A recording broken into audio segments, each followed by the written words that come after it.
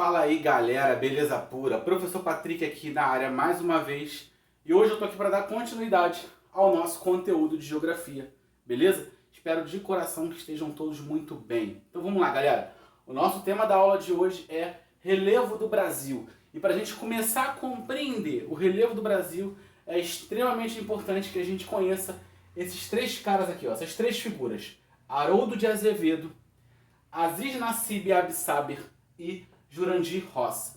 Por que a gente precisa entender, né, o que esses caras fizeram? Porque eles são geógrafos, né, na verdade grandes gênios, que fizeram a classificação do relevo do Brasil. Agora existe uma diferença entre eles. E essa diferença vai ocorrer por qual motivo? Por causa da época em que cada um deles classificou o relevo.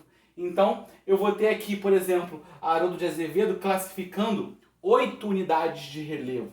Tá? Aqui, ó. 1, 2, 3, 4, 5, 6, 7, 8.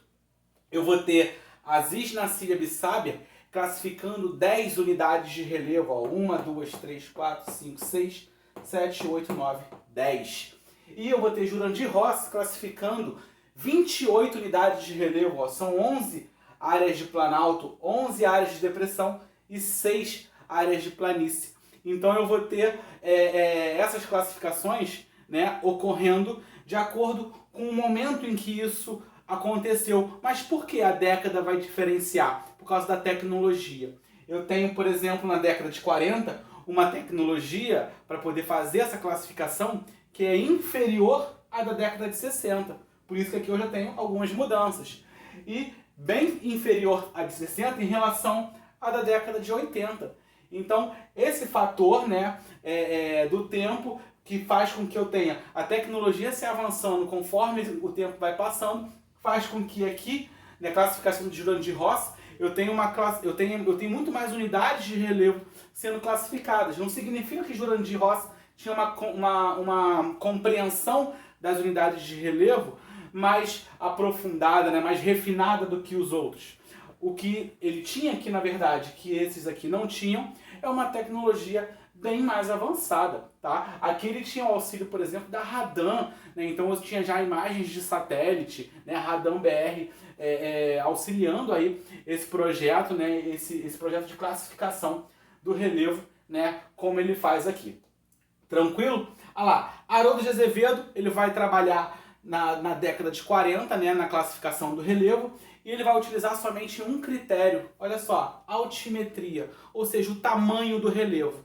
Ele percebe, a partir da classificação dele, ele define o seguinte: planalto vai ser uma área irregular, né, de superfície irregular, superior a 200 metros, enquanto a planície vai ser uma área inferior a 200 metros e mais aplainada, ok? Então, planalto superior a 200 metros, uma área irregular, beleza? Superfície irregular. E planície, uma superfície mais aplainada, inferior a 200 metros. Assim ele vai classificar planalto e planície, beleza? Se baseando somente na altura, beleza? Na altitude.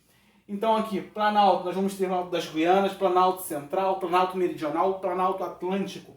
E planície, nós temos ali planície amazônica, planície costeira, planície do Pantanal e planície dos Pampas, segundo Haroldo de Azevedo, beleza? A tecnologia avança.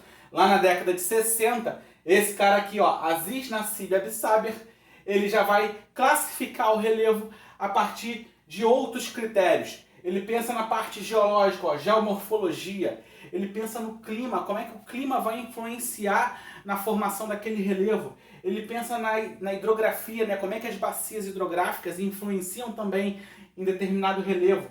E também pedologia. Para quem não sabe, pedologia é o estudo dos solos. Então, a partir desses critérios aqui, ele classifica, né, novos relevos. Então, aqui, ó, planalto, ele vai ter Planalto das Guianas, Central, Meridional, até aqui, ó, tá igualzinho. Guiana, Central, Meridional. Só que olha só, Maranhão, Piauí. Esse aqui é um novo planalto que ele classifica, beleza?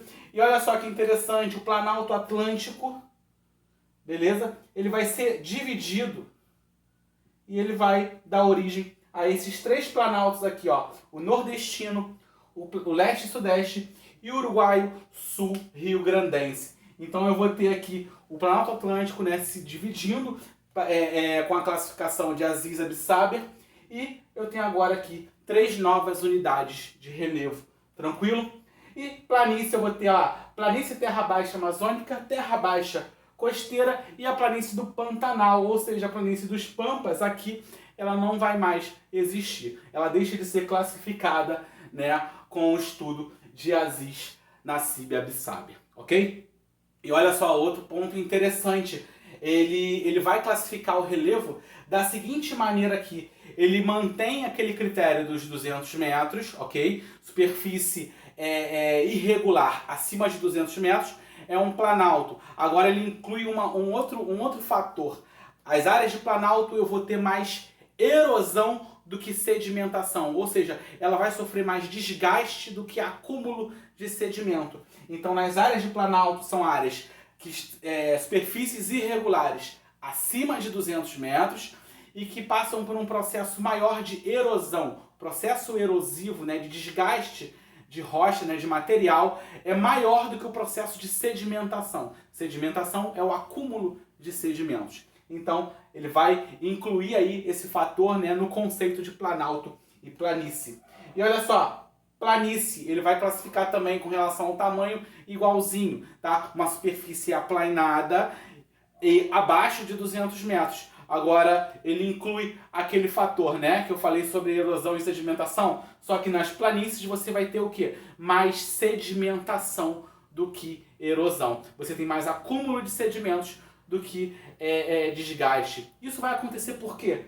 Pensa, planalto é uma área mais alta. A tendência é essa área mais alta sofrer processo erosivo.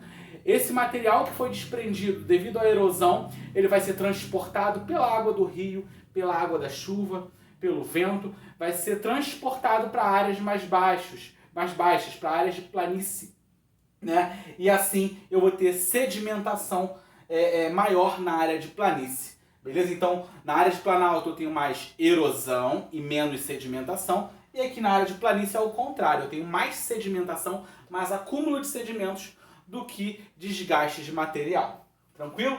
E aqui eu vou ter somente 2 unidades de relevo a mais, né, em relação à classificação de Haroldo de Azevedo. Aí a gente vem aqui para a classificação de Jurandir Rossi. Ele já começa com algo diferente. Ele inclui um novo conceito de relevo. Olha lá. Ele vai incluir o conceito de depressão. A gente tinha antes somente planalto e planície, beleza? E agora ele vai introduzir o conceito de depressão.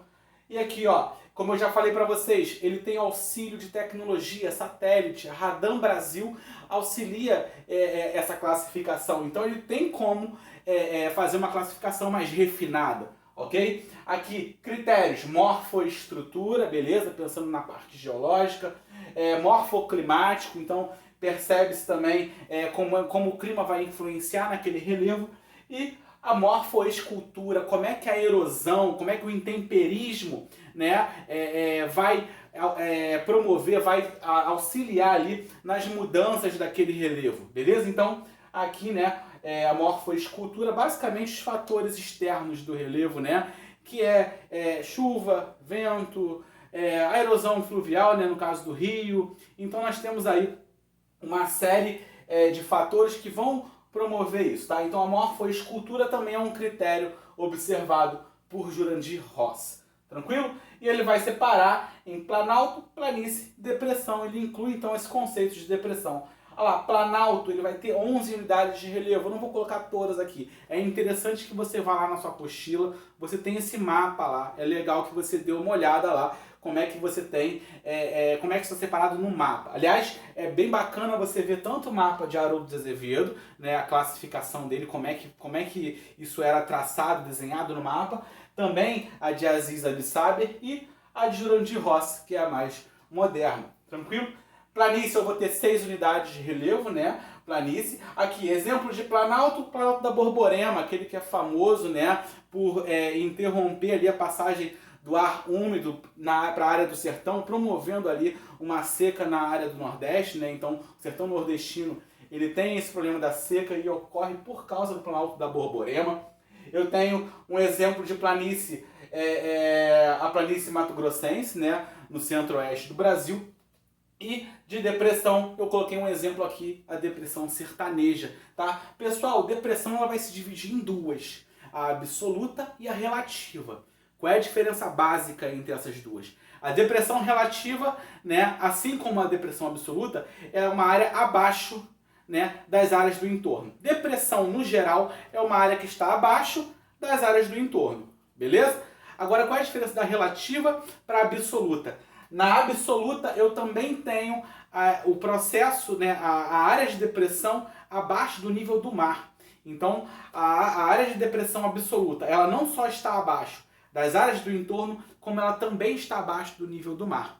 A depressão relativa, ela vai estar abaixo das áreas do entorno, mas ela não vai estar abaixo do nível do mar. Então, basicamente isso. Na depressão absoluta, eu tenho uma depressão que está abaixo do nível do mar. E na depressão relativa, ela vai estar acima do nível do mar, porém, ainda assim, abaixo das áreas do entorno. Toda depressão é uma área abaixo da área do entorno. O que vai diferenciar a absoluta da relativa é basicamente essa depressão em relação ao nível do mar.